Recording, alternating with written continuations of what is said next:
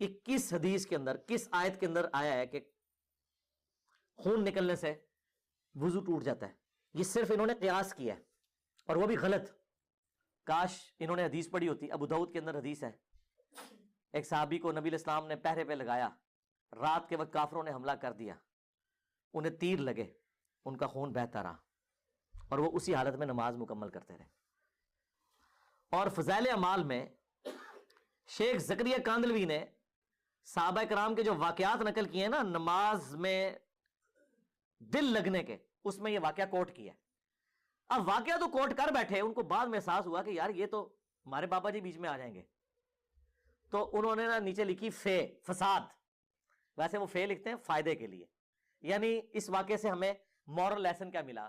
Moral lesson انہوں نے یہ نکالا، وہ کہتے ہیں کہ جی ہمارے نزدیک، ہمارے امام ابو حنیفہ رحمۃ اللہ علیہ کے نزدیک خون نکلنے سے وضو ٹوٹ جاتا ہے، اور امام شافعی کے نزدیک نہیں ٹوٹتا. ہو سکتا ہے کہ وہ صحابی بھی اسی مذہب پر ہوں. یعنی کس مذہب پر؟ امام شافعی کے مذہب پر.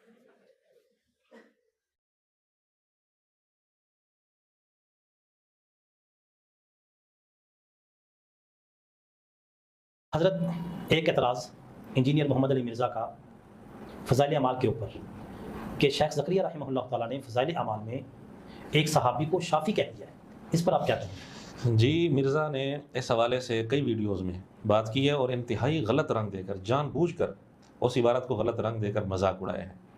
حکایات صحابہ میں ایک واقعہ لکھا ہے، نبی پاک صلی اللہ علیہ وآلہ وسلم نے دو صحابہ کی ڈیوٹی لگائی پہرے کے لیے.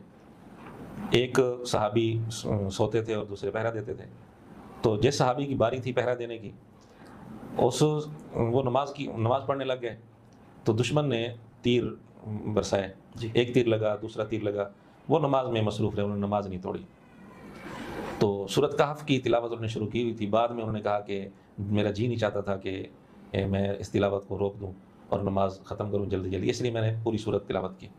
خیر، یہ ایک واقعہ ہے. شیخ نے یہ واقعہ لکھ کر اس واقعہ کے اندر ایک مسئلہ بھی آ گیا، اور مسائل کے اندر اختلاف رائے ہو جاتا ہے. یہ کوئی بڑی عیب کی بات نہیں ہے، اور ہر ایک کی اپنی اپنی دلیل ہوتی ہے، اپنا اپنا استدلال ہوتا ہے. اس واقعہ سے شوافی حضرات استدلال کر کے یہ مسئلہ بتاتے ہیں کہ خون نکلنے سے وضو نہیں ٹوٹتا. ٹھیک ہے، ان کی اپنی ایک دلیل ہے. فی الحال میں اس روایت کی صحت اور ضعف کے حوالے سے بات نہیں کرتا، یہ ان کی دلیل موجود ہے. ایک صحابی کا عمل ہے، اس پر شیخ نے فائدہ کا عنوان لگا کر آگے لکھا کہ اس واقعہ میں یہ بظاہر معلوم ہوتا ہے کہ خون نکلنے سے وضو نہیں ٹوٹتا کیونکہ وہ نماز میں مصروف رہے. امام شافعی رحمۃ اللہ علیہ کا یہی مذہب ہے. ٹھیک ہے، لیکن امام ابو حنیفہ رحمۃ اللہ علیہ کے خون نکلنے سے وضو ٹوٹ جاتا ہے. ان کے اپنی جگہ دلائل موجود ہیں، یہ نہیں کہ ان کے پاس کوئی دلیل نہیں ہے. مرزا کہتے ہیں ان کے پاس کوئی دلیل بھی نہیں ہے، بلکہ مرزا نے ایک کچھ ہی دن پہلے کلپ ویڈیو ریکارڈ کرائی ہے خون پاک ہونے کے حوالے سے اور منی کے پاک ناپاک ہونے کے حوالے سے. تو اس میں بھی اور بھی پہلے کئی ویڈیوز میں مرزا نے یہ بات کی ہے. کہتے ہیں کہ خون پاک ہے، جسم سے نکلنے والا خون پاک ہے، اور ساتھ ہی اس نے کہا کہ صرف امام ابو حنیفہ جو ہے نا وہ خون کو ناپاک کہتے ہیں، باقی امام شافعی رحمۃ اللہ علیہ کے نزدیک پاک ہے وغیرہ وغیرہ. سراسر جھوٹ ہے. امام شافعی رحمۃ اللہ علیہ نے اپنی کتاب الام کے اندر لکھا ہے کہ حیض کا خون جس طرح ناپاک ہے اسی طرح باقی خون بھی ناپاک ہے. لیکن مرزا نے بڑی بددیانتی کی.